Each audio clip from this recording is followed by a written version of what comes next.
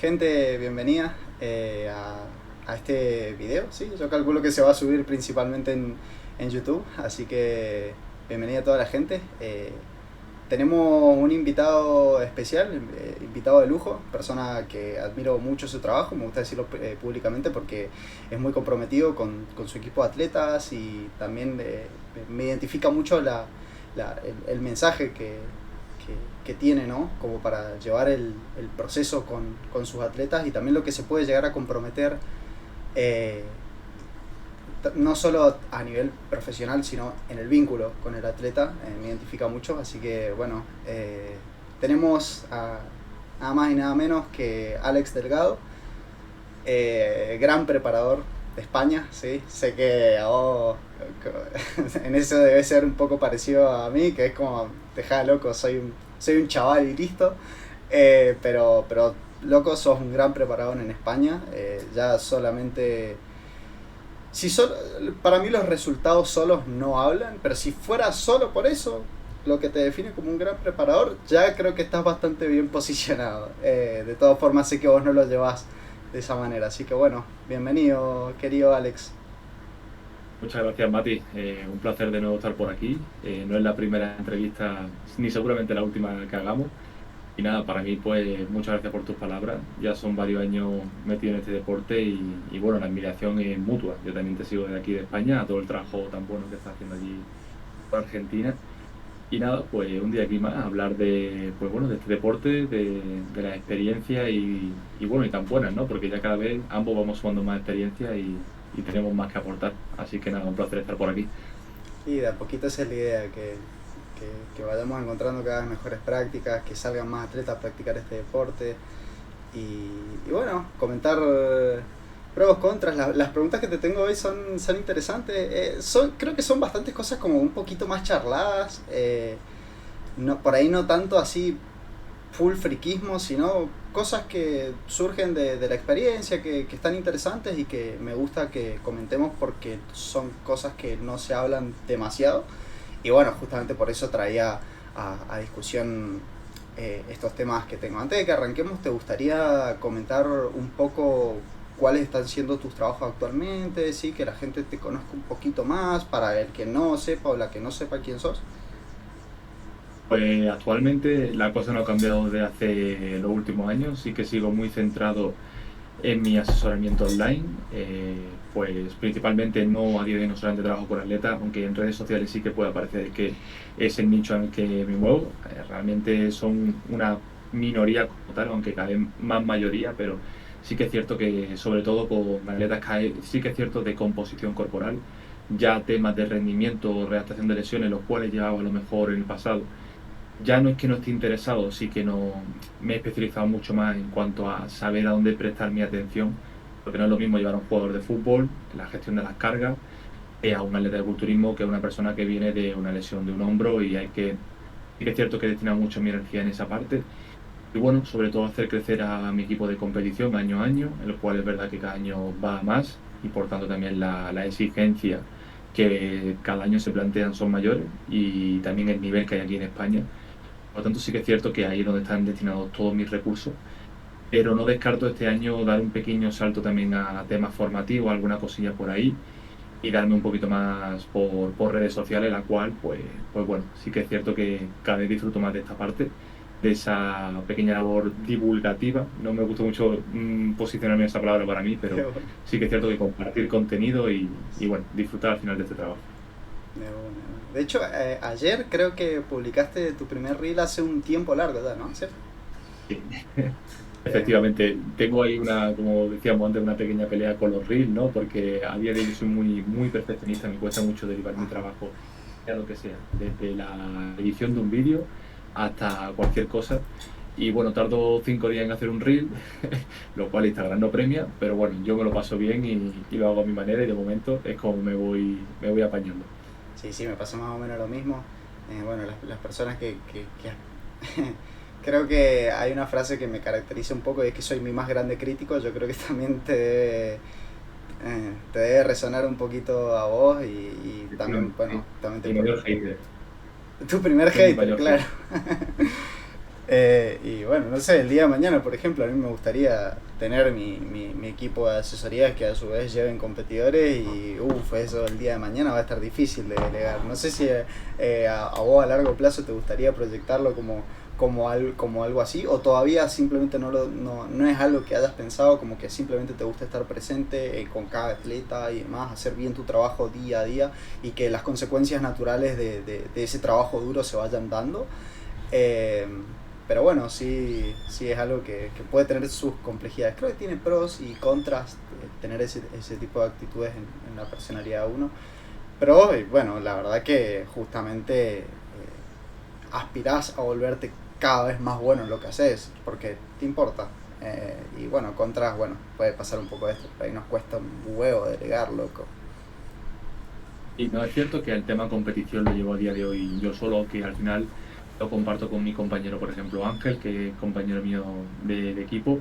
Sí que es cierto que los atletas lo llevo yo, ahí no hay persona intermedia, toda la responsabilidad recae en mí. En un campeonato soy el que está ahí para tintarlo, desde que empieza la preparación muchos meses anteriores hasta cuando se decide salir a competir, hasta el último instante, cuando llevan la última capa de glossy, todo eso me encargo yo. No hay nadie por medio y soy el que está allí, para las buenas y para las malas. Y así quiero que siga siendo. Realmente, en tema de competición lo vivo mucho a mi manera y no creo que a día de hoy derivar esa parte en otra persona. Objetivo aparte que no sea en competición, no descarto tener de aquí a largo plazo mi propio equipo. Pero sí que es cierto que en tema de competición soy yo el único que está ahí y por ahora el planteamiento sigue siendo el mismo, que así sea. Bueno, de paso aprovecho ahí para que después le manden un saludo a Ángel de mi parte. Todavía me acuerdo de los primeros creadores de contenido que empecé a consumir cuando me empecé a meter. A él y a David Marchante. ¿Te acordás del primer video de David Marchante? El de la rueda abdominal. Que loco, que está con una pared de piedra gigante en el abdomen. Bueno, también lo Y no mucho, consumía algo. Han pasado ya años, ¿eh? Han pasado una bocha de años, loco, una bocha de años. Y hay muchas Sí. cosas que han cambiado. Y muchas de ellas para bien. Así que, bueno, un saludo a Efectivamente. esos grandes creadores de contenido ahí. Creo que han aportado un montón. Che, vos sabés que la primera pregunta que te quería hacer es: ¿cuál es tu categoría favorita? Pero como observador de culturismo natural. No tanto como preparador todavía, sino cuál es la categoría, sea masculina, sea femenina, o si querés decir ambas porque no podés poner una por encima de la otra. eh, ¿Qué categoría disfrutás más de ver? Yo creo que al final, como la gran mayoría de personas, aquellas que ofrecen tal vez mayor grado de espectacularidad, ¿no? Es decir, al final una categoría como bodybuilding o figure son categorías donde se premia ese desarrollo muscular, esa condición muy admirable de ver. Que ojo, no quita que obviamente un buen men physique o una buena bikini o incluso una buena wellness a día de hoy, que son categorías que están despuntando en España, Ujú. sean muy divertidas de ver y de hecho una mayor parte de atletas que llevo son de esas categorías y yo incluso compito en men physique, pero sí que es cierto que lo que viene siendo la parte de espectacular como consumidor de culturismo que soy, se la lleva a bodybuilding y figure, que son esas categorías que más te impresionan, sin duda alguna. De hecho, este año el Campeonato de España estaba allí con mi amigo después de que atletas míos salieran y nos quedamos a ver el campeonato y era una pasada, era increíble ver cómo cada vez los atletas que van saliendo en esas categorías son más grandes y con mejor condición. Es Sí. muy divertido de ver y a mí me gusta muchísimo y también pues me ha ayudado un poco a establecer esos cánones de cara a mi atleta para años posteriores saber dónde está el filtro, que cada vez es más alto. Sí, Entonces, sí, bueno, sí, totalmente. eso que Bueno, y vos sabés que después tengo unas preguntas con eso, de cómo han evolucionado los físicos, ¿no?, en el culturismo, que eso es súper interesante y creo que no se habla prácticamente nada, y que son al final cosas que tenemos que tener en cuenta para hacer cada vez un mejor análisis de las necesidades que tienen nuestros atletas. Entonces eso está sí. bastante interesante. ¿Cómo lo vivís vos cuando vas a una competencia? ¿Qué captás que pasa en la gente cuando decís, bueno, está este encuentro así de culturistas que son gigantes? ¿Qué pasa con la gente? ¿Cómo lo vive o cómo lo vivís vos? Porque, bueno, uno se pone a ver ahí, capaz son 5 10 15 minutos, pero puede llegar a ser glorioso, ¿entendés? Capaz cómo se siente, es como una batalla épica, loco. Ves a los titanes ahí, rajados, con rayas por todos lados, súper llenos, redondos, es una locura. Es increíble, de hecho cada año, como te decía, el nivel es mayor y este año me pasó incluso que hace 3 años, llevo el último año yendo a todos los campeonatos de varias federaciones y es cierto que el nivel que uno veía en tarima, en ciertas categorías hace 3 años, no es el nivel que a día de hoy se ve. De hecho, hoy un atleta que puede quedar en un puesto, un noveno puesto, hace unos años hubiera quedado segundo o tercero. Ujú. Y lo que a día de hoy es un line-up del top 5 de ciertas categorías son atletas de nivel a nivel mundial, por lo menos en España. También he ido a campeonatos internacionales, estuve este año en el Campeonato Mundial de Italia, de la Federación ICN, e igual, la categoría Memphis ha sido de las líneas más heavies y espectaculares que he visto en mucho tiempo. Saqué allí a 2 atletas y había 16 atletas, si mal no recuerdo, cada uno con un nivel espectacular. Que dices tú, bueno, este chico, si hace unos años hubiese salido, se hubiese hecho famoso en redes sociales. Y a día de hoy ya incluso se puede llegar a normalizar que ese físico en culturismo natural pueda ser alcanzable y me parece bien. Aunque bueno, esto da para hablar bastante, pero sí Ujú. que es cierto que el nivel cada vez mayor y ya no vale con me preparo un año para salir y ser competitivo, por lo menos en España. Aquí tienes que acumular ya muchos años para presentar un nivel lo suficientemente bueno como para no bajarte de un top 5. Sí, sí, sí, vos sabes que bueno, estuve viendo en estos días, como te conté un toque más temprano, estuve viendo campeonatos de hace unos años y más recientes. Y loco, no sé si vos has notado lo mismo como espectador, tipo, cómo lo has vivido vos en ese sentido. Pero los físicos han cambiado mucho en 2 años. ¿Crees que realmente esto tiene que ver con que estamos viendo atletas mucho más grandes en la tarima? ¿O crees que puede tener más que ver con mejores prácticas a nivel de una puesta a punto, por ejemplo, alcanzar un menor porcentaje graso, sumado a buenas prácticas de saber exactamente cuándo hacer una buena peak week para asegurar de que ese atleta pueda salir lo más rocoso, lo más vascularizado posible, más redondo, con una silueta más marcada, etcétera?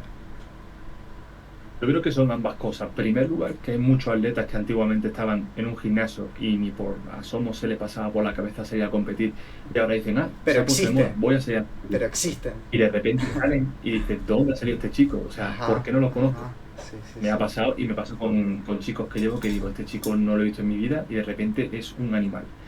Luego se le suma a cada vez que la praxis que se aplica, la práctica es mejor, las puestas a punto, las preparaciones, la gestión del entrenamiento, las variables que se manejan en una preparación son cada vez mejores y potencian por 3 o por 4 la genética de ese atleta.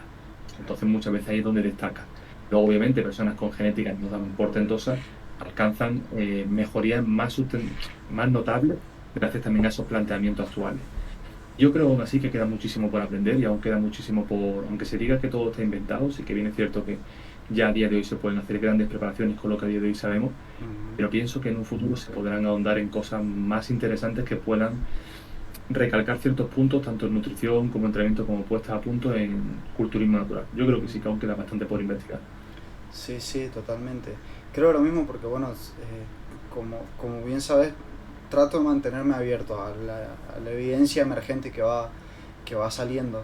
Y, y yo creo que este dilema que tenemos un poco ahora, que decís como bueno, pero ¿en qué iremos a ahondar? Es como, parece que realmente la preparación perfecta ya está creada, ¿entendés? Parece que ya está todo. Pero yo creo que hace 2 años se tenía exactamente la misma sensación. Entonces, esto es algo que debe pasar absolutamente todos los años y nos vamos a seguir sorprendiendo con el tiempo cada vez más y más y A mí incluso a día de hoy no tengo ningún problema en decirlo. Hay preparaciones de atletas míos en los que ocurren ciertas circunstancias que digo, no me he visto en esta situación antes, ni he leído sobre esto antes, y ahí es donde realmente el cúmulo de experiencias que uno va más. gestionando con años atrás y junto a esa teoría, ¿no?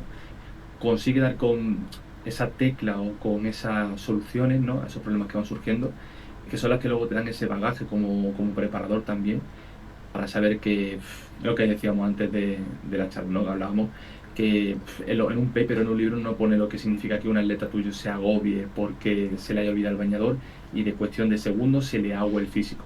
¿Qué haces tú en cuestión de esos Sí. momentos? O incluso este año yo tenía un chico diabético que a falta de 10 minutos para salir a tarima se le bajó la glucosa, el diabético tipo 1 se le bajó la glucosa por el suelo. Ahora ahí tú cómo le haces que siga cargando, para que no se dilate, para que salga bien, para que la glucosa se mantenga 20 minutos de posing en tarima.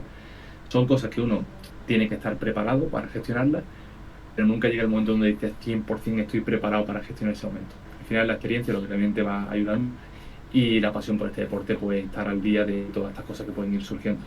Sí, sí, eso es súper loco. Eso me parece algo increíble del culturismo, que es como que hay veces que parece que va todo perfecto, es como, listo, ya está todo bien, no toquemos nada, y de la nada pasa algo, de la nada. Y De decís, repente, ¿qué mierda hago ahora, loco? ¿Entendés? No sé, me pasó con un atleta el año pasado que creo que estaba a 4 weeks out, todo perfecto, todo súper bien, tipo, no estaba pasando absolutamente nada, de la nada se estresó, tuvo un malestar digestivo horrible, el loco al borde del desmayo en el día a día, quedó en cama, o sea, que en un momento le dije, loco, si vamos a hacer esto y esto, no nos mejoramos, vamos al hospital, ¿entendés?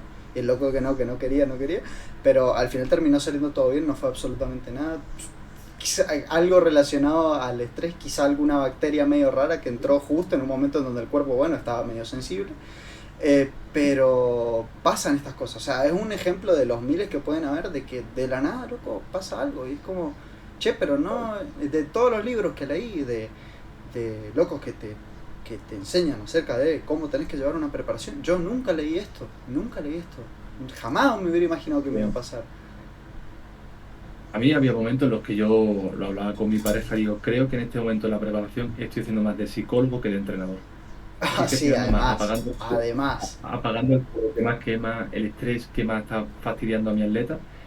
Sí tomamos la decisión que muchos piensan que es mágica para sacar el físico y muchas veces es más ser un amigo, ser alguien en quien apoyarte para que ese estrés que a la persona le está fastidiando la preparación se disminuya y ya todo siga como tiene que seguir. Pero sí que es cierto que esa gestión emocional en un preparador tiene que ser fundamental. sí. Si eres una persona fría y no eres cálido con tu atleta, a lo temprano esa preparación puede pasar por algún que otro bache que a la mínima curva se desvíe y pierda un poco el rumbo de la preparación. Sí, considero igual que hay personalidades que se llevan bien con un estilo bastante robot de llevar las cosas. Algunas personalidades que sí, pero Mm. la mayoría creo que no, porque No, es que uno, o sea, bueno, de hecho se han hecho trabajos de investigación de básicamente observar cómo evoluciona el estrés, por ejemplo, y la ansiedad, así como también los síntomas de depresión en un atleta a lo largo de toda una preparación. Y al final está bravo, al final está bravo y sos una de las personas con las que más va a hablar tu atleta. Entonces, tipo, si vas a ser preparador, mínimo tenés que saber que tenés que acompañar a esa persona por esos momentos que son recontra difíciles y en donde además la persona está en un momento súper irracional de su vida, entonces todo pasa por la ansiedad y sugerir, por ejemplo, decisiones que pueden no ser la mejor en el momento, pero es que necesito solucionar X. Y bueno, es bastante duro, es bastante duro. Ya con la muy poca experiencia que tengo, me he dado cuenta que es un pilar muy grande que te puede dar realmente mucha virtud como preparador. El hecho de ser cercano con tus atletas te puede ayudar bastante a, por ejemplo, evitar, ya yendo a la misma práctica, de que hasta puedan llegar a tener mejores resultados por eso, ya solamente por hacer ese rol de amigo, de un poquito psicólogo, puedes llegar a evitar en algún momento que una persona, por ejemplo, caiga en un atracón, que deteriore sus comportamientos al punto en donde no quiera hacerlo porque va a terminar saliendo peor a tarima. Entonces, ya ni sí, siquiera efectivamente. es solamente por el factor humano, que personalmente me importa mucho, pero tipo, es importante incluso si vos querés que tus atletas tengan más resultados, entonces está interesante. Efectivamente, incluso luego también la gestión psicológica ante, digamos, un resultado no esperado, ¿no? Porque al final la expectativa cada atleta se la forma en su cabeza a su forma, en base a su círculo, en base a lo que ve en redes sociales, en lo que ve otros atletas. Si ese atleta tuyo no consigue el resultado que él o ella misma se plantea en su cabeza y luego considera que su preparación ha sido un fracaso porque un juez ha decidido colocarte en una esquina y no en el medio, si tu sensación con este deporte te la lleva en base a lo que ese juez ha decidido, probablemente no sea tu deporte, porque al final aquí la victoria no la decanta tanto el físico que presentas, que obviamente sí, sino la decisión de unos jueces que tienen sus criterios, en teoría objetivos, pero que también tienen un sesgo muy importante Si tú esa expectativa no la gestionas bien y llega un momento donde el hecho de que te comas una esquina en un campeonato y no te mire nadie, lo tomas a lo personal, a lo no valgo para esto y no sigues trabajando, seguramente este deporte acabe contigo. Entonces, la gestión emocional en un atleta durante toda la preparación y hacerle ver que puede ocurrir un abanico muy amplio de circunstancias que le hagan pues no sentir ese resultado que él o ella esperaba, es importante también ese aprendizaje que tiene que hacer un atleta por parte de su preparador. Yo creo que ese es de los mayores aprendizajes que he sacado este año de las preparaciones, ¿no? Así que bueno, yo creo que la parte psicológica daría para hacer un podcast aparte porque ahí hay Olvídate. mucho, mucho que hablar. Sí, sí, y súper, súper interesante. La verdad que me vuela la cabeza. Estoy tratando de este año meterme mucho más en, bueno, cómo funciona nuestra mente, ¿no? Y súper, súper interesante y realmente aprender de lo que es la psicología y todo el abanico de herramientas que puede darte aplicándolo al culturismo es tremendo, loco, tremendo. Efectivamente. Eh, ¿Y cuál es tu categoría favorita como preparador? Tipo que decís, acá es donde me destaco, por así decirlo. Pues, a ver, creo que este año, a día de hoy, puedo decir que donde más letras saco es Men Physique. Es una categoría que tengo muy, muy estudiada en el final. Lo que también el serlo y saber lo que tienes que mostrar y demás. Aunque no quiero tampoco que esto parezca que es magia, pero sí que es cierto que es una categoría que me gusta mucho por el perfil de atletas que llevo y demás. Y te diría que de forma muy paralela está la categoría de bikini. De hecho, bikini yo creo que a nivel de hilar fino para equilibrar un físico, porque al final un Men Physique muchas veces un déficit se nace, es decir, tener una cintura estrecha, una clavícula enorme, un buen desarrollo a nivel de pectoral, de sobre todo hombro, una buena zona media, es algo que muchas veces viene intrínseco en el atleta, pero sí que es cierto que la categoría bikini es una categoría donde me he encontrado con chicas que vienen con un balance desproporcionado en su físico, donde haría que no encajaran también en la categoría y moldear ese físico de cara a los cánones de la categoría, así como el porcentaje graso y demás, es algo que me ha gustado mucho, he disfrutado un montón, pero también es cierto que este año al final, pues como te decía, el desarrollo de categorías como wellness, este año de hecho saco a varias chicas wellness, ¿No? una categoría que también me está gustando mucho, estoy aprendiendo mucho de esa categoría y de sobre todo cómo gestionar entrenamiento en chicas para dar una mayor prioridad a ese tren inferior, en cuestiones obviamente en el culturismo natural. Y no sé, es que en realidad me gustan todas las categorías, sabría decirte, pero yo creo que me quedaría con Men Physique y con bikini, Y con creo que bikini, sí. de una. Che, y bueno, esto no estaba planeado, pero que igual me llamó la atención. Categoría wellness. Bueno, sabemos que hoy en día hay mucha polémica. Yo creo que existen grandes culturistas naturales wellness. Obviamente son menos, pero con el tiempo van a empezar a aparecer más. Como todo, es una cuestión de que empiece cada vez a aumentar más el consumo de lo que es el culturismo natural. Y así como antes ni siquiera veíamos grandes culturistas en categoría figure, por ejemplo, ¿sí? Que ahora es una categoría que Ujú. ha ganado mucha más popularidad. Yo creo que puede llegar a pasar lo mismo con wellness. Pero puede llegar a ser una categoría un poco complicada porque en muchos casos es poco viable para un debut, por ejemplo, ¿no? ¿Vos qué pensás de eso? Sí.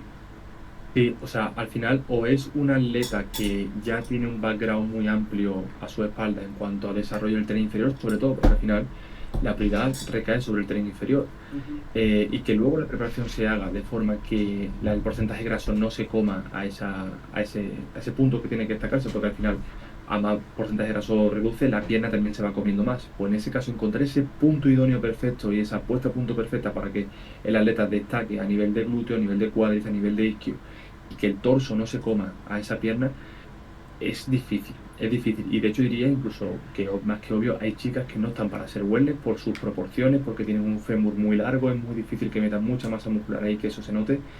Pero sí que es cierto que luego hay chicas que trabajan muy duro. De hecho, yo tengo un de chicas wellness en mi equipo y solamente hay que ver cómo entrenan. Es decir, cómo entrenan en tren inferior, los kilos que mueven, la carga absoluta que mueven en relación a su peso corporal, es decir, la carga relativa en este caso es una barbaridad. Y son chicas que dices tú, tienen un potencial muy grande a nivel de cómo las ves las revisiones, cómo mejoran los entrenamientos, cómo mejoran su composición corporal, cómo ese tren inferior se desarrolla tan bien que dice, de aquí a 2 o 3 años, si la cabeza la aguanta, van a ser grandes atletas de esta categoría a nivel natural. Obviamente no te puedes comparar con atletas de otras federaciones donde se hace uso de sustancias químicas. Obviamente ahí hay un charco muy grande, el cual no, el cual hay una diferencia muy grande, sobre todo en categorías wellness, pero a nivel natural tienen que aparecer nuevas referentes para poder compararte con esas nuevas referentes que a día Totalmente, de hoy hay. Si no totalmente loco, existen o esas sea, porque referentes, vamos a seguir apuntando a esas federaciones. Y a día de hoy hay chicas que están despuntando, por lo menos aquí en España hay chicas que están despuntando en esa categoría. totalmente, porque eso es algo que creo que es una problemática también de la categoría de wellness, y es que eso, no tenemos referentes de cómo se ve un gran físico natural en wellness. Porque más o menos nos podemos llegar a dar una idea por atletas que utilizan química de ese tipo de categorías, pero no puede el canon estar establecido de esa forma, porque si no, ¿qué? O sea, no, sí, Efectivamente. ahí sí que no existe. Pero ¿qué pasa si nos sentamos todos en una mesa y decimos, ok, ¿cómo se debería ver un atleta wellness natural? Ahí puede llegar a cambiar la cosa y no tiene por qué ser igual el canon de estética buscado en un atleta wellness natural en comparación a, no sé, una que va a salir en el Olimpia. No tiene por qué ser igual. Si al final son dos ramas aparte. Sí, queramos o no, el culturismo natural, para elegir los cánones, se inspira un poco en, por ejemplo, en Claro, el claro. culturismo con química. Si al final el mayor foco de consumo desde hace muchos años está ahí en el culturismo. Eh, pero también está bueno entender como que, che, pará, somos una rama un poco distinta, o sea, eh, busquemos nuestros cánones individuales y que no necesariamente tengan que ser exactamente igual a las mejores culturistas, por ejemplo, wellness, que utilizan química. Eso es una problemática actual bueno, yo creo que en los años siguientes se va a ir resolviendo poco a poco. Eh, por ejemplo, acá en Latinoamérica todavía no es muy viable el hecho de categorías wellness, porque recién estamos empezando a tener mucho más consumo en el culturismo y de pedo vemos bastantes atletas bikini. Ya figures son bastante pocas, de hecho acá las atletas figures suelen ser bikinis que hacen crossover. Entonces sí falta consumo, sí faltan años de práctica y meterse en el deporte, sí falta que salgan chicas con genética, con una estructura determinada y que empiecen a consumirlo más. Pero creo que se puede llegar a un consenso y va a ser importante porque al final hay wellness muy buenas que no las podemos dejar ahí como, no, vos no participás, ¿no? Efectivamente, si es que es como, es cuestión también muchas veces de creencias autolimitantes. Por ejemplo, muchas chicas que a día de hoy saben que para ser wellness natural y que tengan un buen desarrollo en el tren inferior, tienen que someter entrenamientos de alta intensidad en tren inferior, que no sean un RIR 15 en ejercicio, por ejemplo, una prensa, una sentadilla, que no tengan miedo a mover kilos, a moverlos bien, a meter suficiente volumen de entrenamiento, que se recuperen y hagan las cosas bien, porque muchas veces por el sector del fitness, muchas veces estos años atrás se ha pues idealizado esa figura, ¿no? De chica esbelta, como en la categoría bikini, que está muy bien. Pero, ojo, también digo una cosa, la categoría bikini no es sinónimo de chicas que entrenan flojo, ¿vale? O sea, al final yo, por ejemplo, chicas que incluso ni yo llevo, sé que mueven una barbaridad de kilos y lo hacen muy bien durante su off-season. Otra cosa es que luego su físico entre en cánones de categoría wellness, pero son chicas que entrenan muy intenso y para llegar a ese punto, ese porcentaje graso, hace falta obviamente meter masa muscular y que sea un físico trabajado. Lo que pasa es que luego en esa categoría wellness muchas veces se ve como algo inviable porque se apunta a esa categoría de esa federación donde se usa química y obviamente no corresponde con la realidad. Ahora bien, eso no significa que haya chicas que no encajarían en bikini porque tienen un desarrollo del tren inferior muy, muy bueno y desentonarían muchísimo con el resto de chicas.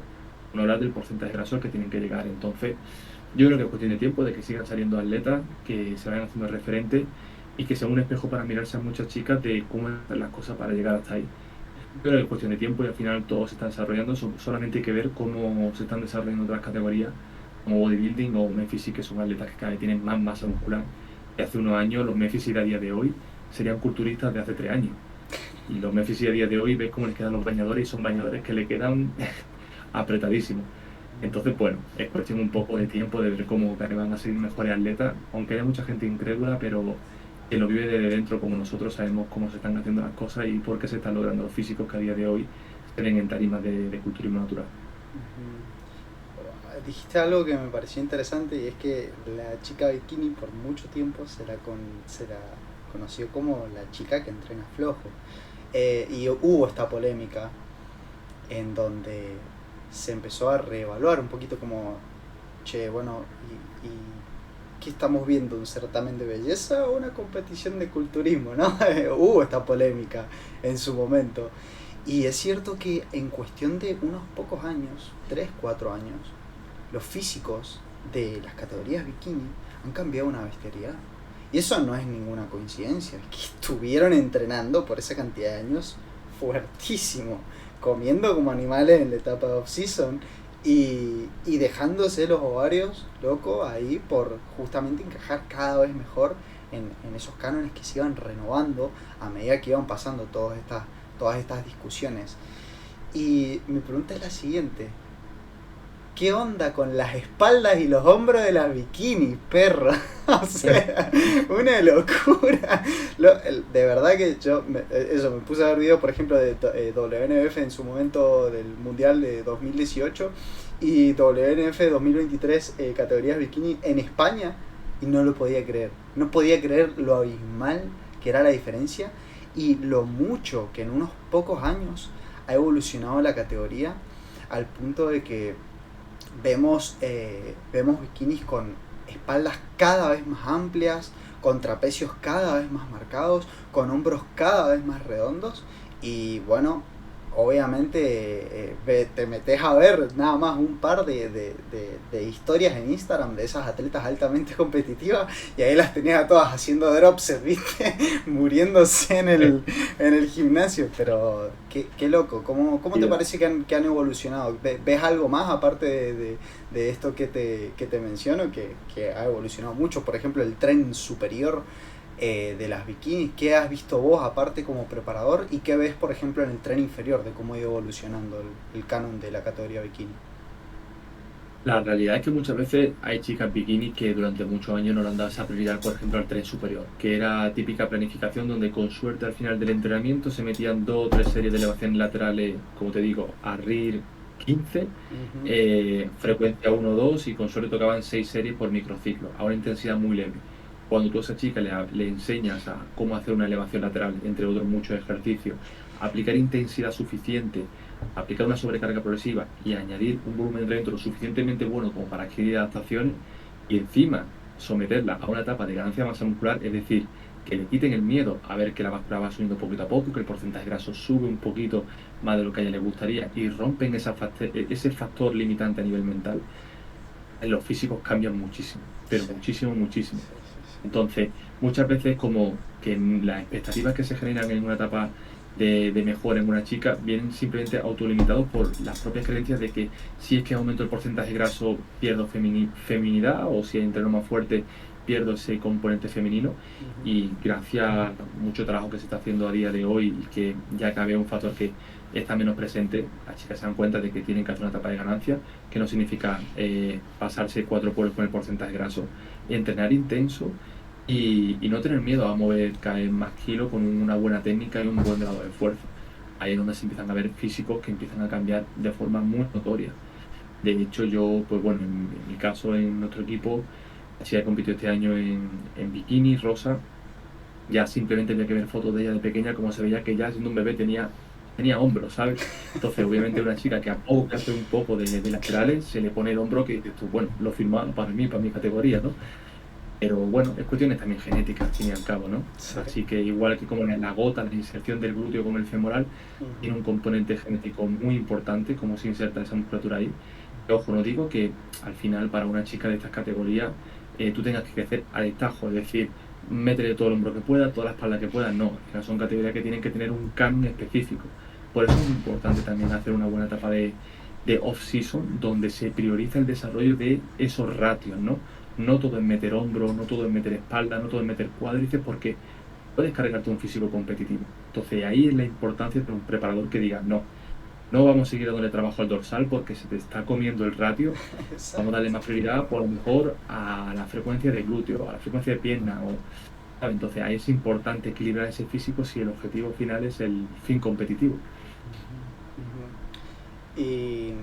Y y bueno, algo que lo comentamos un poco fuera de cámaras, pero también por eso es súper difícil decir a atleta bikini, tienen que hacer esto, tienen que hacer esto, tienen que hacer esto. Cosa que me lleva a la siguiente pregunta, y es que necesitamos hacer un análisis de necesidades que tiene un atleta, y solo ese atleta o esa atleta. Y en función de cómo vaya progresando, de cómo vayan, por ejemplo, moviéndose los perímetros, de cómo vayan moviéndose las fotos, e intentando nosotros, mediante nuestra imagen subjetiva del preparador, de decir, ok, este físico cómo va encajando a nivel competitivo en esos cánones de esa categoría, a ir ajustando esa programación. Y por eso al final esto termina siendo un poco un arte, ¿no? Aplicar la ciencia a algo muy como un arte, ¿no? Es decir, equilibrar un físico apoyándote en la ciencia y la experiencia es algo que para los que son preparadores se disfruta mucho. Yo creo que estás de acuerdo conmigo Sí, en decir, sí, vale, sí. tengo este físico y tengo que llegar a este otro y tengo que tener en cuenta factores psicológicos, factores contextuales que van a determinar mucho el desarrollo de ese físico y luego sumarle la parte de entrenamiento y nutrición que también es súper importante. Entonces, yo creo que eso es lo que al final nos enamora de este deporte, ¿no? Esa complejidad de toma de decisión y factores que hay que tomarse una persona para que ese físico mejore y luego presentarle en una tarima para que sea competitivo. Es más complejo de lo que muchas veces se ve, por ejemplo, en redes sociales, ¿no? Sí, sí, es mucho más complejo. Y hasta me ha pasado, no sé si te ha pasado en algún momento, pero me ha pasado, por ejemplo, que me han criticado públicamente de algunas decisiones que yo he tomado con mis atletas, y porque han sido contextos muy puntuales, que simplemente como sí, capaz de lo que se reconoce como una recomendación general, capaz en función de eso no es lo mejor. Pero para que este atleta sea lo más competitivo posible para esta fecha, probablemente esto sí era, no sé si lo mejor, pero una buena opción, un buen camino. Y bueno, se hace complejo eso, pero eso es lo que me fascina, sin duda, de este deporte, que eh, podemos llegar a tomar decisiones muy distintas para cada uno de los atletas dependiendo de un montón de consideraciones que tenemos en cuenta. Yo te quería preguntar ahora, esto ya como, esto es medio como para ponerme en modo alumno. Bueno, vos sabés que yo tengo poca experiencia en este deporte, y creo que algo que se hace de toma importancia, principalmente en lo que es tener una buena etapa de off-season, tipo programar los entrenamientos para que bueno, un atleta pueda ser cada vez más competitivo. ¿Qué cosas sentís vos que son las que más te han servido a nivel de pensar para hacer cada vez mejor un análisis de los puntos que necesita mejorar un atleta? Pues si te soy sincero, creo que cometer fallos por mi parte ha sido el mayor aprendizaje que he sacado. He cometido muchos fallos. A día de hoy en redes sociales se habla de los logros, de las cosas que uno hace bien, pero pocas veces se habla de las cosas que uno hace mal y es donde realmente se saca el mayor aprendizaje. Y te pongo un caso. Yo el primer año que saqué a atleta a competir, cuando terminaron la competición, obviamente la motivación es exuberante, ¿no? Quieres comerte a tu versión actual, quieres mejorar el punto que este juez te ha dicho que te hace falta mejorar, quieres mejorarlo todo y quieres mejorarlo para mañana. Cuando tú terminas de competir, después de un año entero preparándote, lo primero que necesitas es no pensar en tu físico y no pensar en lo que vas a hacer de aquí a un mes vista. Principalmente porque has sacrificado tanto en tu vida Sí, por llegar a ese punto que necesitas conectar con cosas básicas como el por qué entrenas, por qué empezaste en el gimnasio, cómo es tu relación con la comida, cómo es tu relación a día de hoy con el entorno que te ha rodeado durante una preparación, porque hay gente que por mala gestión en su preparación pierden pareja, pierden amigos, pierden trabajo. ¿Cómo ha acabado tu preparación? A partir de ahí hay que sentarse frente. Y yo de verdad soy una persona que considera que después de una preparación, en un off-season, hay que tener entrenador. Creo que el entrenador es tan importante en la preparación como tal, pero en los meses posteriores de la preparación creo que también es necesario tener esa persona que te conoce bien y que va a saber cómo amainar esas emociones negativas que van a surgir después de prepararte. Es importante que alguien piense por ti en ese momento porque tú vas a muchas veces pasa lo que es el efecto rebote, ahora quiero volver a una definición, ahora quiero volver a subir, ahora quiero limpiar un poco porque está el verano a la vuelta de la esquina. sí. No, no, no. O sea, ¿qué decisiones están tomando? ¿Decisiones en base a un físico que tú quieres mantener o decisiones que van a repercutir de forma positiva en tu bienestar, que como atleta te van a mejorar a largo plazo? Por ejemplo, termina de competir en octubre, con suerte vas al mundial, termina tu preparación en noviembre. Tienes 7 meses, 8 meses para el verano donde vas a querer verte bien, donde vas a aprender que ese porcentaje graso que adquiriste para la competición no se va a mantener y que te vas a empezar a ver peor y que te va a empezar a sonar una vocecita por aquí diciéndote tienes que bajar ese porcentaje graso porque no es el que tú quieres tener, porque has asumido que el que sacas en competición es el que tú quieres. Efectivamente. Entonces, ese equilibrio, ese diálogo que es súper importante con tu atleta, para hacerle ver que, oye, mira, no tiene por qué ahora mismo hacer una rutina súper específica de especialización para ese grupo muscular que te falta, sino simplemente, aunque vayas a entrenar, disfrute de tu entrenamiento, empieces a sentir como el mover más kilos te hace feliz, como el sentir que puedes ir a comer el fin de semana con tu pareja también es importante, o con tu familia, y no pensar en esa vida que todo gira en torno al atleta, es cuando esa persona está en el momento de decir, vale, ahora vamos a priorizar esto. Ya a partir de ahí hablamos, pero hasta que ese terreno no se organiza después de una competición, todo lo que sea añadirle objetivos nuevos a tu atleta, te va a someter a un estrés innecesario que al final, como te decía antes, la mínima curva que venga se va a derrapar y se va a estrellar y va a querer dejarlo por completo durante mucho tiempo. Y ojo, ahí no solamente tiene el papel de responsabilidad el preparador. La gestión emocional y cómo se cuida emocionalmente un atleta durante todo el proceso y durante su vida es súper importante. Y eso también hay que darle ese valor de, oye, ¿cómo te estás cuidando tú a nivel emocional? ¿Te apoyan en profesionales de la psicología para someterte a un proceso tan difícil como es prepararte? ¿Cómo vas a salir luego de esa preparación? Son cosas que hay que tener en cuenta y que yo cada vez quiero visualizar más porque muchas veces veo que hay gente que se pierde después de este tipo de preparaciones y creo sinceramente que no beneficia ni al deporte en sí, por la imagen que se da, ni a la persona en sí misma por el acto tan malo que hace hacia su salud mental, ¿no? Entonces, bueno, yo creo que una vez ya se asientan esos pilares, a la hora de planificar una off-season, sí que es cierto que ya a partir de ahí tengo muy en cuenta ciertos factores, ¿no? Como por ejemplo el ratio carga aguda, carga crónica, es decir, qué carga se ha estado sometiendo ese atleta los meses previos o los meses de preparación a lo que luego viene. Ejercicios también le motivan más porque muchas veces hablamos de no, la banca no es interesante, la sentadilla no es interesante, el peso muerto no es interesante, que sí lo son, según qué atleta, pero a lo mejor a esa persona le hacen falta un enfoque donde no vaya tan destinado los primeros meses de off-season hacia la especificidad absoluta, sino hacia la diversión y a veces llevar una progresión de carga en ejercicios que tú veas que van moviendo kilos poco a poco, te mejora esa adherencia de entrenamiento y tú ya poco a poco puedes ir metiéndole esas pequeñas cinceladas del entrenamiento donde especifique más ese grupo muscular. Es como resetear de nuevo al atleta y empezar a ir de su hábito. Son como herramientas, por así decirlo. Me gusta mucho ese enfoque y de hecho hace poco estaba leyendo un libro que ¿lo conoces a Steve Hall? Sí. Bueno, Sí. tiene su libro, viste, me acuerdo que en las últimas páginas hablaba un poquito de esto de... Bueno, el libro se llama The Ultimate Guide to Contest Prep, que es básicamente una guía extensa de cómo más o menos se puede llevar una preparación a rasgos muy generales y yendo bastante al hueso, ¿viste? Y comentaba esto que me parecía muy, muy, muy interesante, y es que al final nosotros cuando terminamos la competición, que se genera ese blues, post-show blues, le dicen, que es como medio esa falta de enfoque, me siento perdido, siguen como estos síntomas medio raros de depresión, es un poco loco lo que puede llegar a pasar. Necesitamos herramientas que nos ayuden a reconectarnos con ciertas partes del proceso y bueno, y por qué no va a ser una gran opción, por ejemplo, unos famosos básicos que nos ayuden en ese momento a decir como, mirá, así se sentía, volverme más fuerte semana a semana, tirar un poquito más pesado, me siento bien, me siento mejor, me siento motivado.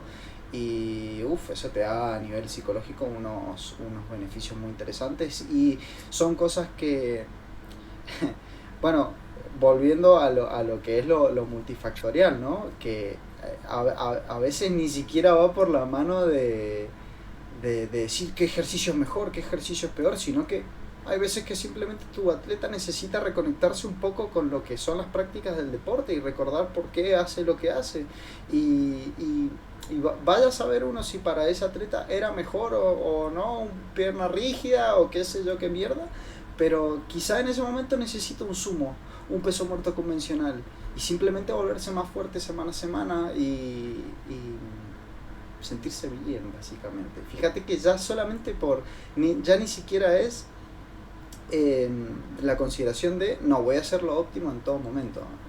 No, hasta lo psicológico, hasta cómo se siente su atleta, qué le motiva, qué no, puede ser una condición, una consideración muy interesante para que en ese momento ese ejercicio, su óptimo, muy entre comillas,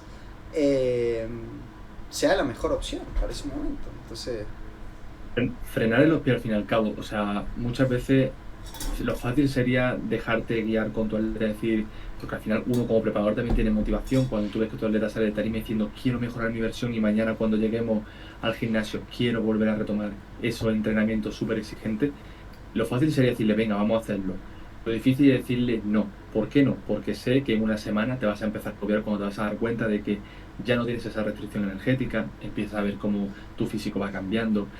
Tú quieres seguir esa restricción, o sea, quieres seguir un patrón de alimentación, pero te surge una comida el fin de semana con esos amigos que lleva 8 meses diciéndole que no vas a salir a comer porque estás en preparación. En definitiva, surgen muchos eventos que hacen que ese atleta empiece a reconectar con lo que ha sido su vida normal. Por eso yo siempre también digo que competir es una consecuencia de este estilo de vida y no un fin último, porque si tu fin último siempre es competir, no estás cuidando ese apartado psicológico y emocional o conductual con la comida y el entrenamiento. Un buen atleta yo creo que es aquel que durante todo el año encuentra ese punto óptimo donde ser capaz de mantener un ritmo normal sin llegar a quemarse, sin necesidad de tener épocas donde da el 200% y épocas donde tiene que estar dando el 10%. A lo mejor manteniendo el 70% durante toda la preparación, o sea, durante toda el off-season, es capaz de llegar en muy buenas condiciones a la preparación en sí. Y que luego no podemos olvidar que cada persona, como bien dice Brad, es una persona que tiene su trabajo, tiene sus inquietudes, tiene su familia y que no vive de esto por desgracia a día de hoy. Ninguno del culturismo natural vive económicamente. Entonces, no olvidemos ese trato humano, o sea, ese trato de decirle a la persona, oye, que no pasa nada porque ahora mismo no puedas entrenar 5 días. Vamos a plantear 3 y ya hablaremos de 4 más adelante.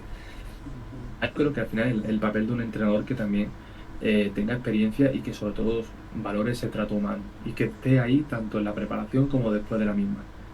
Entonces, yo lo veo así. Yo no digo que esté en lo cierto, pero es lo que yo he sentido después de estos años como esa figura de entrenador. totalmente, sí, sí, porque es que hay algo que no se dice, y es que muchas veces también nos topamos con casos que por las prácticas que utilizaron de ser muy extremas entre sacrificar lo que es valioso para ese tipo de personas, tipo no poder encontrar ese equilibrio entre ese estilo de vida que sea compatible con competir cada cierta cantidad de años y seguir teniendo la vida y que digamos el molde de cómo vivís la vida sigan estando esas cosas que vos valorás en tu día a día, como por ejemplo salir de vez en cuando con tus amigos, pasar tiempo con tu pareja, estar con tus padres. Eh, y muchas veces hay abandono y adivina qué, ese no es el mejor culturista. El mejor culturista es el que se puede llegar a mantener muy longevo. Hay algo que me gusta mucho decirle a mis atletas, que se los digo muy muy seguido, y es que yo no les voy a pedir jamás que hagan las cosas perfecto. Les pido que semana a semana aspiren a hacer las cosas lo suficientemente bien como para acumular buenas semanas y que eso se mantenga en el tiempo, ¿entendés? Que eso recuerdo también que es algo que tocamos por encima la última vez, pero es que me parece un mensaje de los más importantes con este deporte, ¿entendés? Hace poco estaba hablando con un chico que bueno, que estábamos charlando como, bueno, che, ¿y qué onda? ¿Te pinta competir? Y qué sé yo. Y el loco decía como, mirá, la verdad que lo estoy pensando porque yo sé que si me meto en este deporte no voy a jugar un partido de fútbol nunca más en mi vida. Es como, no es tan así. No es tan así, ¿entendés? Las cosas que valorás en tu vida, claro que tenemos que tener un equilibrio. No vas a ser el mejor culturista si tenés 5 entrenamientos de fútbol a la semana y 2 sesiones de pesas. Bueno, especificidad. Pero tampoco hace falta que nos vayamos al extremo, ¿entendés? Porque al final tenemos que practicar este deporte de la forma más longeva posible. Y aunque eso pueda parecer al corto plazo subóptimo, a largo plazo puede ser de las mejores estrategias, porque mantenemos un deportista durante muchos años en el deporte, comiendo lo suficiente como para ganar tejido muscular, progresando en los entrenamientos, tipo semana a semana, acumulando una suficiente, me encanta esa palabra, porque siempre se la digo mucho a mis atletas, suficiente, eso es lo que querés. No perfecto, suficiente. No que todo el tiempo estar buscando el MRB, que qué sé yo. Cantidad suficiente de volumen de entrenamiento, semana a semana, mantenete acumulando trabajo efectivo a lo largo del tiempo, progresando, haciéndote más fuerte, producto de que vas generando adaptaciones en el tiempo, y las cosas van a llegar. Y si no descuidas también ese pilar muy grande a nivel psicológico, que dentro de eso están todas las cosas que valorás en tu día a día, y encontrar justamente ese equilibrio, puedes llegar a ser un o una gran culturista si lo mantenés con ese enfoque. Efectivamente, tal cual. Y la importancia también de muchos atletas que necesitan hacer otros deportes fuera de preparación. Soy una persona que le encanta el baloncesto, le encanta hacer mucho deporte. De hecho, mi carrera universitaria ha sido ciencia del deporte y he practicado multitud de deportes. A mí, si a día de hoy me dicen vamos a jugar un partido de pádel, o vamos a escalar, o vamos a hacer cualquier cosa, me apunto. Me apunto porque me enriquece como atleta, me ayuda a salir de esa pompa de no tener que pensar esta serie, la biomecánica, este ejercicio. No, simplemente suda, que te bombee el corazón y llega a casa como nuevo. Y eso es importante también, conectar con el deporte en sí, los beneficios que te trae a nivel de sensaciones. Obviamente ese día no me voy a marcar un entrenamiento de piernas, no lo voy a hacer. Pero bueno, por lo menos ese día voy a acostarme con una sensación de hacer algo diferente. Eso también es importante. Obviamente no lo vas a hacer a 2 semanas de competir cuando estás en plena carga y te vas a jugar un partido de fútbol, no lo vas a hacer. Pero a 8 meses de competir, hazlo con cabeza, no vayas a romperte, pero disfruta, que también es importante eso. Sí, totalmente. De hecho, bueno, allá en España hay muchísimos casos y anécdotas de atletas que han competido y están con oposiciones, por ejemplo, para el que no sabe, porque también me sigue mucha gente de Argentina, oposiciones, cosas como entrenamientos para ser policía, ser bombero y demás, y llevan las dos cosas, y salen bien. Cuando los ven en tarima es como, che, está grande, ¿no? Sí, efectivamente. Tengo varios casos así, que han aprovechado la preparación para luego el examen de oposición de la policía la dominada a pesar menos. Me ha pasado y han sido casos de éxito. En ese caso, para los opositores, de que luego iban sobradamente a una condición física increíble. Además, te pillaba el rebote de empezar a comer más carbohidratos con tener que rendir, y eso, vaya, parecía un atleta de Olimpiada. Claro, pero sí. Me imagino a los compañeros, era un loco así con cortes en todos lados, haciendo dominadas, hacía morir, y dice, qué miedo, hoy no apruebo, ¿viste? Hoy no es mi día de suerte, loco. El tío va con otra gasolina. Che, Alex, y por ejemplo, las chicas, ¿crees que lo pasan un poco peor en sus preparaciones? Es una pregunta que yo a veces también lo hablo con compañeros. Y sinceramente no quiero estereotipar ni nada, pero sí que es cierto que en una gran mayoría, si hago un cómputo de todos los atletas que llevo y he llevado hasta el día de hoy, te diría que por una parte sí y que por una parte no. Tengo atletas chicos que parece que tienen fluctuaciones hormonales durante todo el mes, como si tuviesen la menstruación, y toman decisiones y tienen actitudes que a veces digo, madre mía, parece que se le ha ido por completo a la cabeza de decir. O sea, te pondría muchos casos que son para hacer un libro y de anécdotas, ¿no? De preparación. Pero sí que es cierto que en el caso de la chica, ese componente hormonal que al final juega ese papel todos los meses, hay chicas que lo llevan muy bien, ¿eh? También tengo que decirte que he llevado atletas que son muy llanas en ese sentido en cuanto a esa gestión emocional, y otras chicas que les cuesta más, que tienen 1 o 2 semanas al mes que son muy difíciles de llevar a sí misma, a nivel de aguantarse ya, como dicen, a sí misma, o con la gestión con la comida, con el estrés, con el entrenamiento, ese desbordamiento emocional. Depende mucho del atleta, pero sí que es cierto que esa predisposición como tal a esa gestión emocional muchas veces recae más sobre la chica por factores, como te digo, puramente hormonales.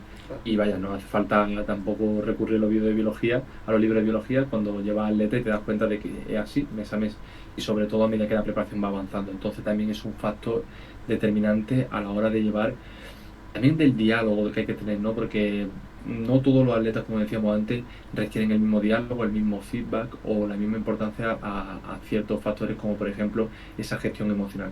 A lo mejor los chicos son más fríos en ciertos aspectos y las chicas requieren un trato diferente en ciertos momentos de la preparación, en ciertos momentos del ciclo menstrual.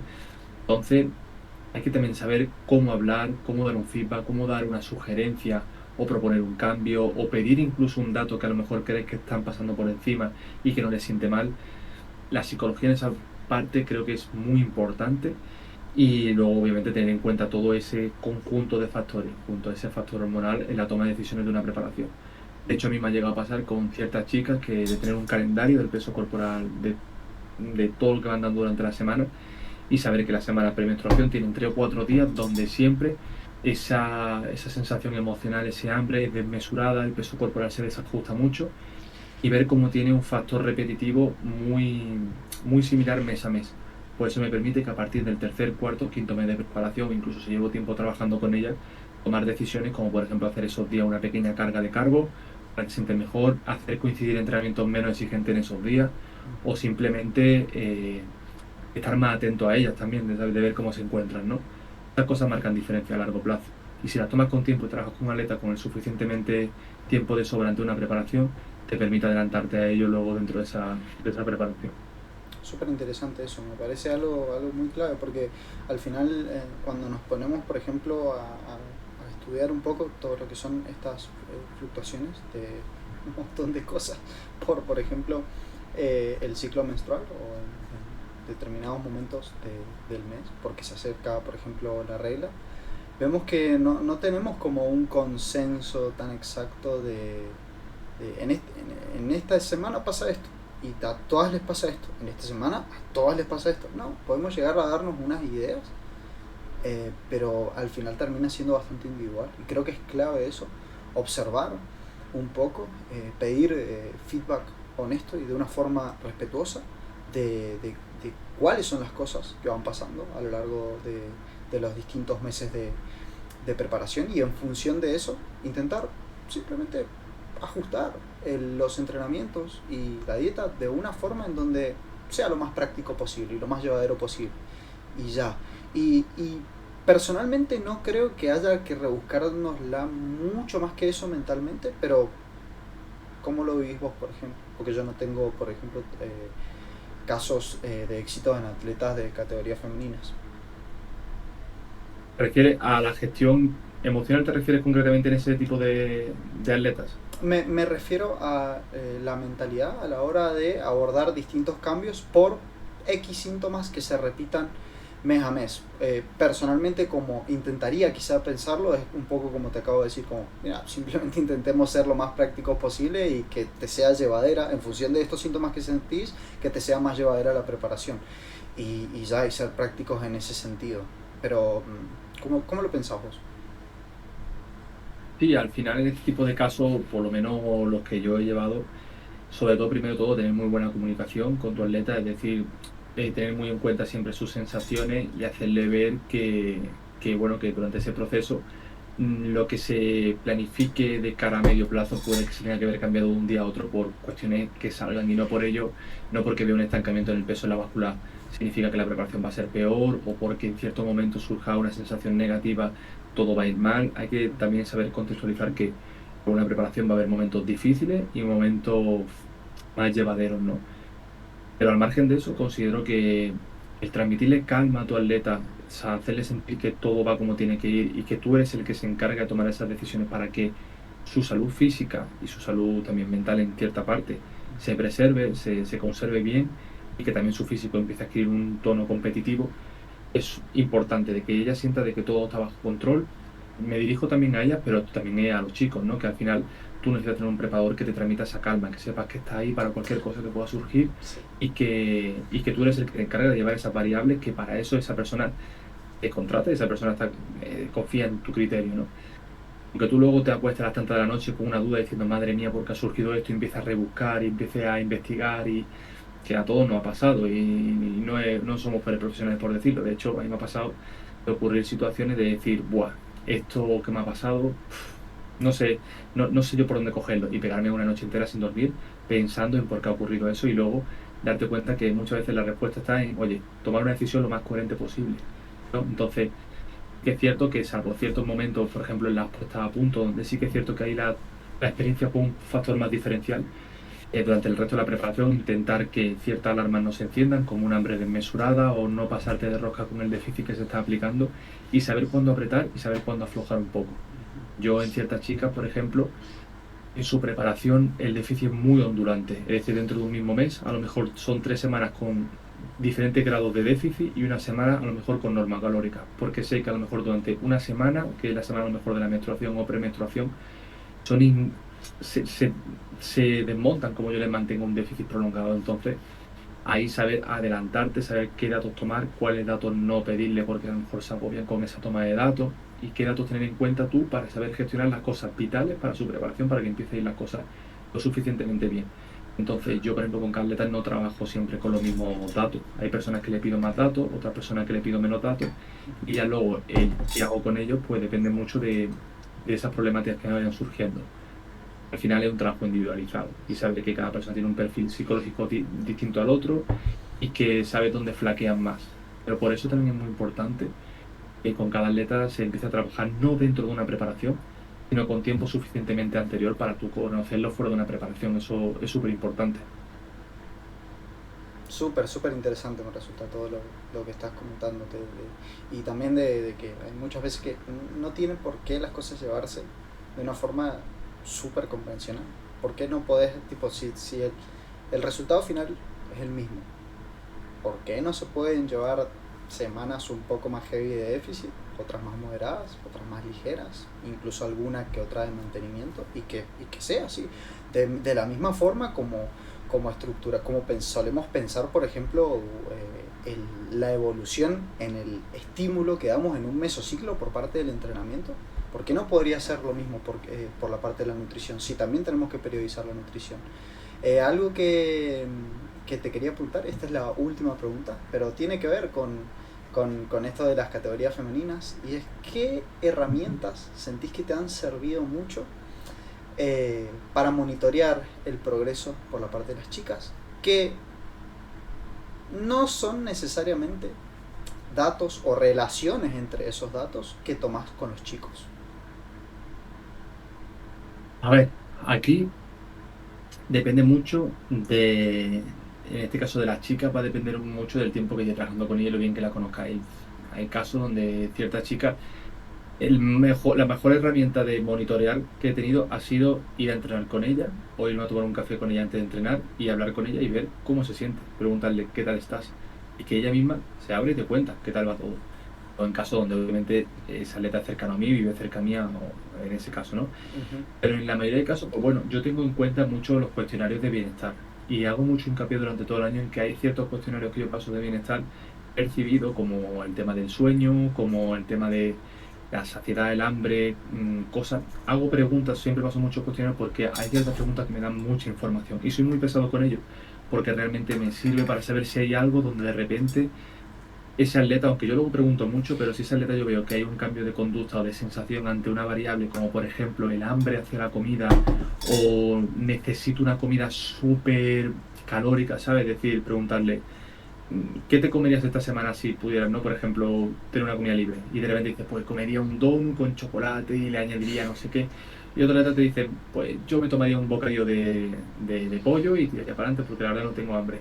Cuando tú empiezas a ver ciertas elementos perturbadores a nivel cognitivo, donde empiezo a ver que esa atleta hay alarmas que se empiezan a encender, a lo mejor empiezo yo a decidir ciertos ajustes en el plan de nutrición, como por ejemplo darle una mayor flexibilidad en cuanto a platos, luego en el entrenamiento ver cómo las marcas mejoran o empeoran, le pido vídeos de los ejercicios, le pido sensaciones, pido muchos datos. Uh-huh. Hay atletas que todos esos datos que tú le estás pidiendo a lo mejor no te lo anotan, porque a lo mejor ese día tiene que irse corriendo al trabajo y no te toma esos datos. Entonces en esos casos pues intento optar por una llamada o trasladarme a lo mejor a la ciudad donde está una vez en la preparación y ver qué tal, o una videollamada. En definitiva, tener ese contacto que tú sientas y veas como persona que es cómo está llevando a cabo la preparación. De hecho, este año hay ciertas chicas que estoy derivando a una compañera psicóloga para que les lleve esa parte. Y yo tengo información por parte de esta chica, de este profesional, que me da datos de cómo se encuentran esos atletas. Y así hace un trabajo multidisciplinar. Y al final puede derivar muchas veces beneficio al atleta. y se hacen obviamente las cosas mejor, porque yo psicólogo no soy, pero intento hacer las cosas lo mejor posible como persona y como a mí me gustaría que me tratasen. De uno, de uno. Y por ejemplo, en la práctica, ¿cómo, qué cosas te han servido? ¿Cómo solés aminorar un poco este margen de error que existe para medir el progreso con respecto a la báscula en las chicas? Por estas fluctuaciones también que existen en el peso corporal y demás. Siempre tengo muy en cuenta el tema de los vídeos, que se tomen siempre en mismas condiciones de luz, de mismo estado de bombeo, para que ellas mismas vean que a lo mejor una semana se comparan vídeos de una semana con las de un vídeo de 2 semanas posterior. El peso es similar, las medidas mejoran un poquito, pero la visión que se ve dentro del vídeo es totalmente diferente.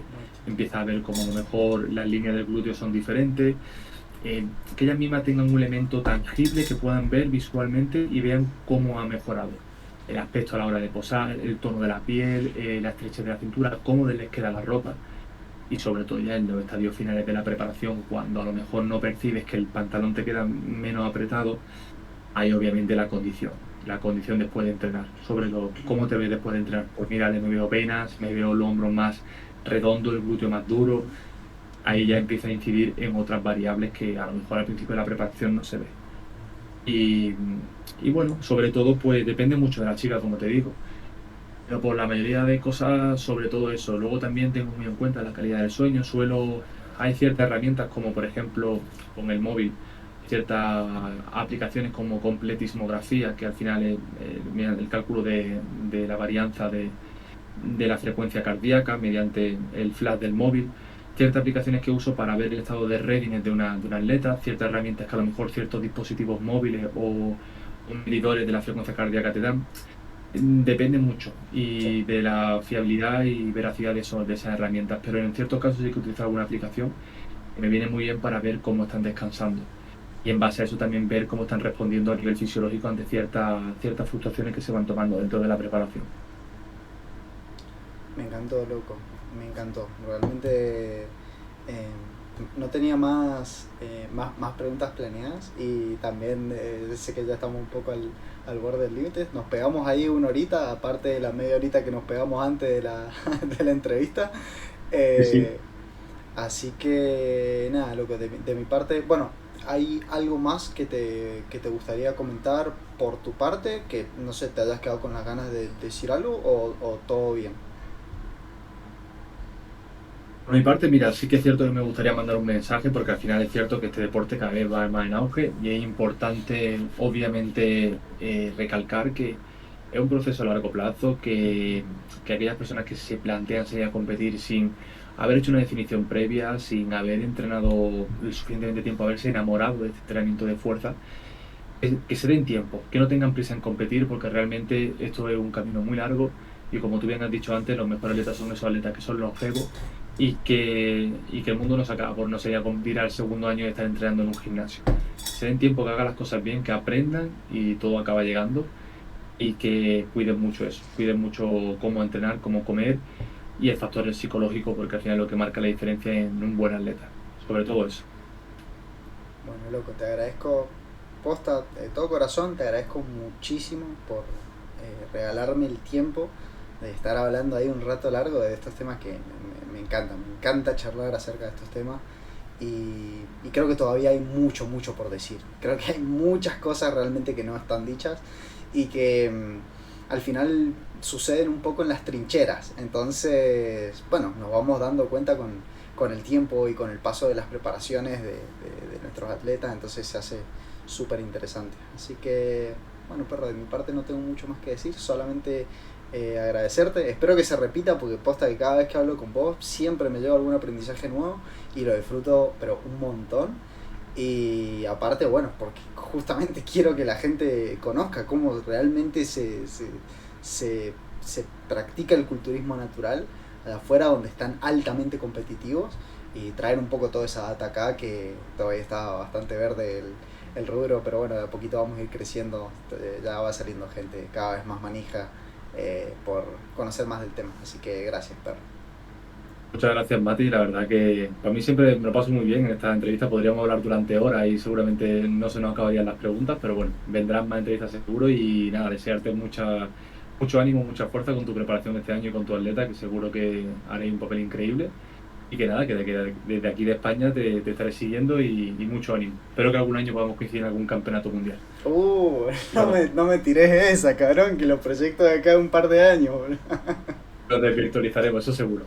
Sí, sí, seguro. En algún momento nos vamos a cruzar, va a ver, va a ver. Eso seguro. Pues nada, Mati, muchas gracias, de verdad. Ha sido un placer como siempre y espero que se repita muy pronto. Gracias, loco.